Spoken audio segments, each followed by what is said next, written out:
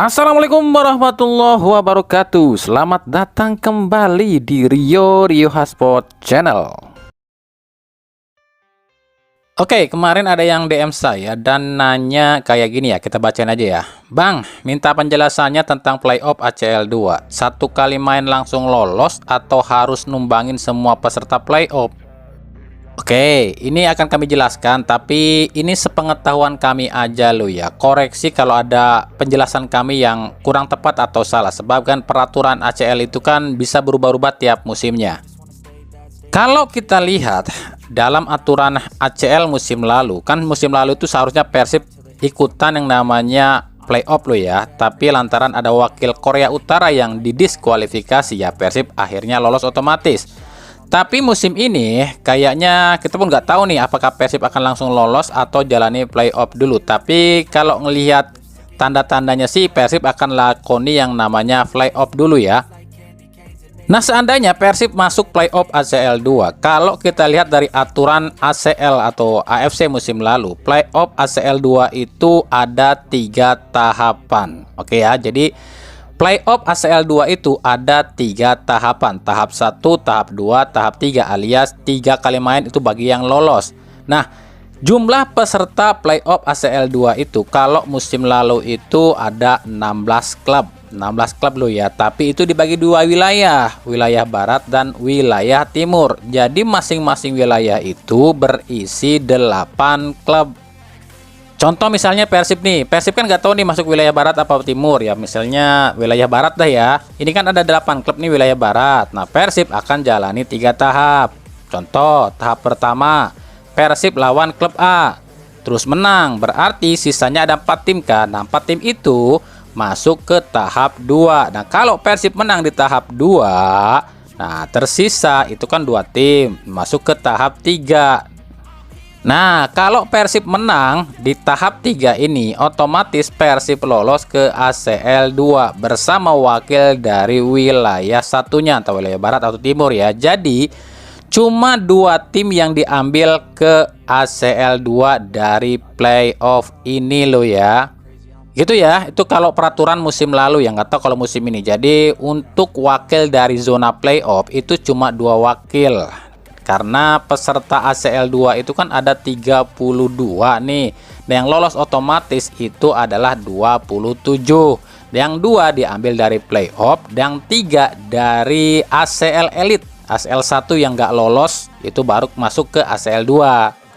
Jadi udah jelas ya, bukan berarti Persib di playoff itu 1 kali main langsung lolos ke ACL 2. Itu kalau musim lalu nggak kayak gitu. Ada 3 tahap. Tahap 1 kalau menang masuk ke tahap 2. Tahap 2 kalau menang masuk ke tahap 3. Nah, kalau tahap 3 menang ya lolos ke ACL 2. Itu kalau musim lalu loh ya. Nggak tahu musim ini kami jelaskan. Jadi kalau ada penjelasan kami yang kurang tepat ya silahkan dikoreksi. Karena kan ini kami ngambilnya dari sistem musim lalu. Karena musim depan kan kami belum tahu. Kompetisi-kompetisi di Asia lainnya itu belum kelar. Jadi AFC pun belum menerbitkan sistem untuk playoff di musim depan ya. Paham ya? Itu udah kami jawab. Jadi kayak gitu.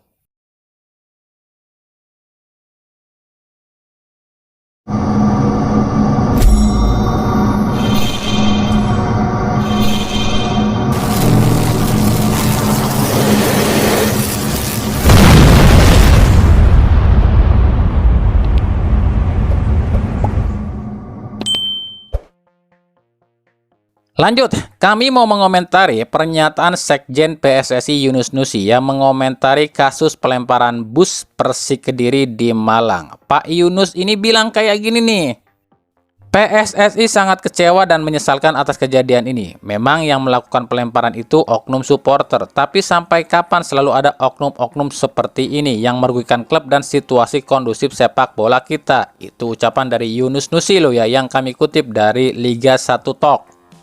Oke, akan kami komentarin ya. Maaf loh ini Pak Yunus Nusi, saya ini cuma warga biasa. Saya ini cuma penggemar sepak bola aja. Saya ini cuma penonton sepak bola Indonesia aja. Di sini Bapak bilang mau sampai kapan? Jawabannya simple, Pak. Kalau Bapak tanya sampai kapan, ya sampai PSSI perhatikan liga dengan serius. Sampai Komdis PSSI nggak berat sebelah. Sampai PSSI tegas pada yang salah, sampai PSSI benahi seluruh aspek liga, terutama wasit. Itu jawaban kami. Kalau Bapak tanya mau sampai kapan? Terutama soal ketegasan dan keadilan dari PSSI dan Komdis soal hukuman dan putusan hukuman. Nah, hal ini kan berawal, dan ini kan terjadinya berawal dari tidak tegasnya dari hukum yang Komdis lakukan. Komdis dan PSSI itu seolah tebang pilih. Makanya hal ini terus-terusan terjadi. Dan kami sebagai penonton itu, dan kami mengucapkan hal ini bukan tanpa bukti. Mau bukti? Yang pertama, contoh tragedi Kanjuruhan. Tragedi Kanjuruhan itu merenggut 135 nyawa lebih. Arema cuma didenda setengah musim ya, tinggalkan Malang, dan duit 250 juta. Sementara ketika Persib lawan Persija di SJH terjadi keributan dan tak ada korban jiwa, hukumannya berapa? 3 kali larangan tanpa penonton dan 295 juta. Adilkah? Yang kedua, PPSM Magelang lawan Persibat Batang di Liga 4. Terjadi keributan tanpa adanya korban jiwa. Hukumannya apa? PPSM Magelang langsung didiskualifikasi dari Liga 4. Kemudian, laga Persela Lamongan dan Persijap Jepara di Liga 2 kemarin terjadi kerusuhan supporter Persela. Tapi hukumannya apa? Persela dihukum tanpa penonton semusim penuh. Nah, bandingkan dengan Arema dengan tragedi Kanjuruhan yang 135 nyawa, tapi tetap main di Liga 1, cuma diusir setengah musim. Adilkah?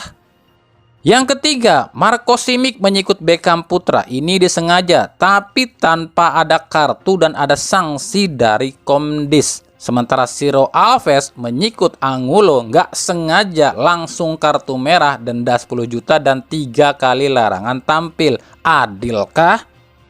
Yang keempat, Yuran Fernandes mengkritik Liga 1 dan wasitnya. Langsung didenda 1 tahun, tak boleh bermain di Liga Indonesia dan 25 juta. Sementara Andre Rosiade mengkritik wasit dan liga tanpa hukuman apapun. Adilkah? Itu baru sedikit, itu baru segelintir ketimpangan dan ketidakadilan yang PSSI lakukan bersama Komdisnya. Kemarin Esko PSSI bilang, Komdis itu adalah badan yudikatif PSSI, tak bisa diintervensi oleh PSSI. Pertanyaannya adalah, ketika yang menunjuk Komdis itu siapa? Kan yang menunjuk Komdis itu adalah ketumnya. Jadi kalau Pak Yunus Nusi nanya ini akan sampai kapan kayak gini terus, ya saya balik tanya, ini akan sampai kapan PSSI dan Komdisnya seperti ini? Akan sampai kapan wasit-wasitnya seperti ini? Jika PSSI sudah adil, nggak berat sebelah, tegas dan tak tebang pilih, kami yakin kejadian-kejadian seperti ini bisa diminimalisir. Itu jawaban kami untuk pernyataan Pak Yunus Nusi.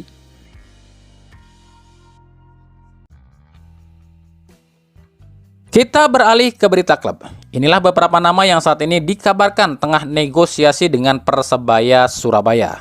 Ada Hansa Muyama dari Persija, ada Haikal Al-Hafiz dari PSIS, ada Duo Sayuri dari Malut United, ada Koko Ari dari Madura United, ada Rahmat Irianto dan David Da Silva dari Persib, Ricky Kambuaya dari Dewa United. Itu tadi ya, nama-nama yang sejauh ini terpantau oleh kami tengah lakukan negosiasi dengan Persebaya. Catat lu ya, negosiasi. Karena yang namanya negosiasi itu belum tentu jadi, tergantung hasil negosiasinya. Nah, untuk nama-nama seperti Bobakari Diarra, Galih Fretas, Jody Weherman, dan lain-lain, itu kami pastikan baru sebatas ketertarikan aja dari pihak Persebaya.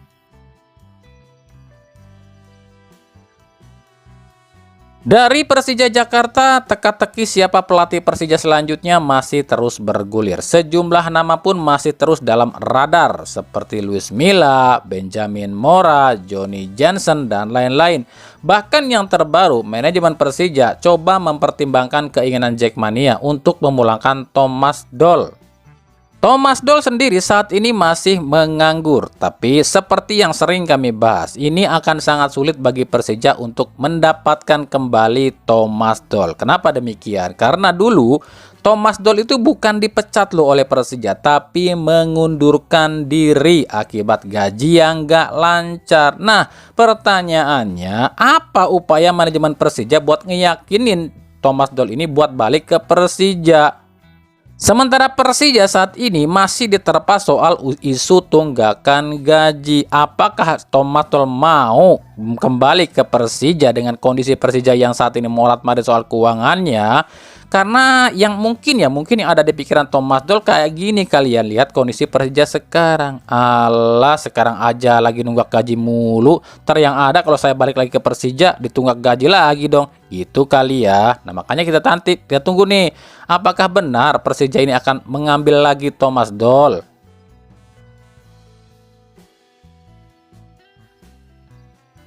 Dari Persib Bandung ada nama Den Zandbergen, striker asal Belanda keturunan Depok yang kabarnya masuk dalam radar Persib Bandung. Hal ini dituliskan oleh sebuah akun Instagram milik Belanda Venlo Supporter. Di akun ini dituliskan, Dean ini masuk dalam radar Persib Bandung untuk menggantikan David da Silva. Dengan usia 23 tahun, Dean ini dianggap pemain potensial sebab Dean ini saat ini tengah dalam proses naturalisasi. Maka jika Dean Zandbergen ini gabung ke Persib dan deal dinaturalisasi, maka Persib akan mendapatkan keuntungan karena Dean ini akan berstatus pemain lokal tapi rasa pemain asing. Den Zandbergen sendiri saat ini main di Divisi 2 Liga Belanda bersama klub VV Venlo. Tampil 33 kali, cetak 5 gol dan 4 assist. Ya, kita tunggu aja nih, benar apa enggak nih rumor ini? Iya sih, usianya masih 23 tahun, tingginya 188 cm. Tapi kalau diambil sebagai pemain asing sekarang, ini buat kami ada untung ruginya buat Persib. Untungnya ya karena si Dean ini masih muda, jadi bisa menjadi proyek jangka panjang buat Persib. Tapi sisi ruginya, kalau dengan harga 3 miliar rupiah tentu pengalaman si Dean Zandbergen ini masih kurang. Tapi ya kalau sebagai pemain naturalisasi kami setuju aja diambil sama Persib karena kan nggak mengganggu slot pemain asing nantinya. Tapi kalau diambil sebagai pemain asing, kalau buat sekarang sih buat kami agak kurang ya. Tapi nggak tahu deh gimana nanti soal Boyan Hodak, karena kan ini keputusannya ada di Boyan Hodak.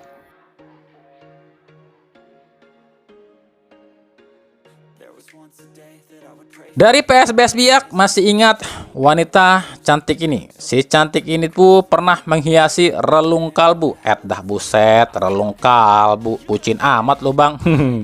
Maksudnya si wanita yang satu ini pernah menghiasi layar kaca saat pertandingan Liga 1 terutama pertandingan PSBS Biak ya. Dia adalah Evelyn Sanita Injaya, Presiden Direktur PSBS Biak ya.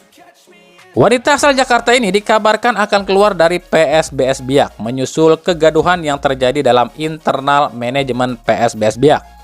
Padahal Evelyn ini adalah salah satu sosok penting di balik promosinya PSBS Biak ke Liga 1 musim ini loh ya. Nah, kira-kira nih akan kemana ya si Cici yang satu ini akan berlabuh? Yang pasti bukan ke hati para jomblo loh ya.